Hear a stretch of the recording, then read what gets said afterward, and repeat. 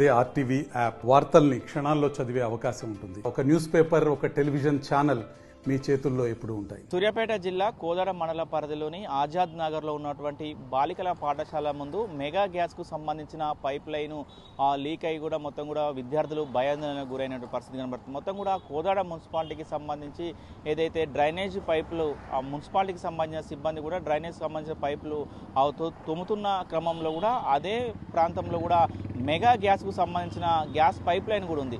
Municipality సిబ్బంది కూడా ఒకసారి కూడా మొత్తం కూడా గడపరలతో తీస్తున్న క్రమంలో కూడా మొత్తం కూడా మెగా గ్యాస్కు సంబంధించిన పైప్ లైన్ కూడా పగిలి పెద్ద ఎత్తున కూడా గ్యాస్ బయటికి వస్తున్న క్రమంలో కూడా పక్కనే ఉన్నటువంటి ఆ పాఠశాల విద్యార్థులు మాత్రం ఒక్కసారిగా భయాందోళనకు గురైనటువంటి పరిస్థితి. వారందరూ కూడా ఉరుకులు పరుగులు పెట్టినటువంటి పరిస్థితి. ఏమంటే ఆ వాసన వస్తున్నా కూడా గ్యాస్ లీక్ అవుతున్న సమాచారం ఉండటం కూడా ఎవరైతే ప్రిన్సిపాల్ ఉన్నారో ప్రిన్సిపాల్ కూడా ఆ పాఠశాలలో ఉన్న పిల్లలందరూ కూడా బయటికి పంపించినటువంటి పరిస్థితి కనపడుతుంది. మొత్తం కూడా ఇది నిర్లక్ష్యానికి కనపడుతున్న పరిస్థితి. ఎందుకంటే ఆల్రెడీ అక్కడ మెగా గ్యాస్కు సంబంధించిన పైప్ లైన్ ఉన్న అని కూడా మున్సిపాలిటీ వాళ్ళకు తెలియదు.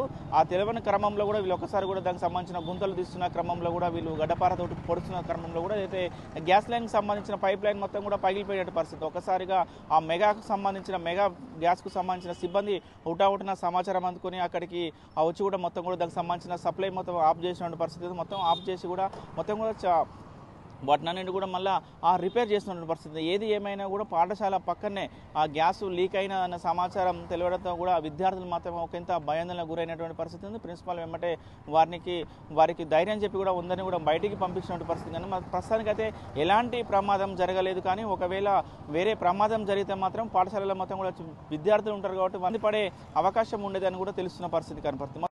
చేరుకోగానే చిన్న సౌండ్తో గ్యాస్ లీక్ అవుతుందని తెలిసిందండి పేరెంట్స్ ద్వారా.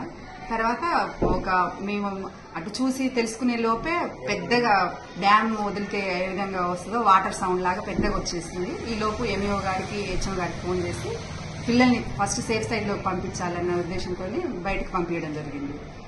100 నెంబర్కి డయల్ చేస్తే వాళ్ళు వచ్చి కనెక్ట్ చేసేసి దాన్ని ఆఫ్ చేశారు. అట్లా సేఫ్టీగా పిల్లలందరూ కూడా మీ టీచర్లందరూ కూడా బయటపడడం జరిగింది.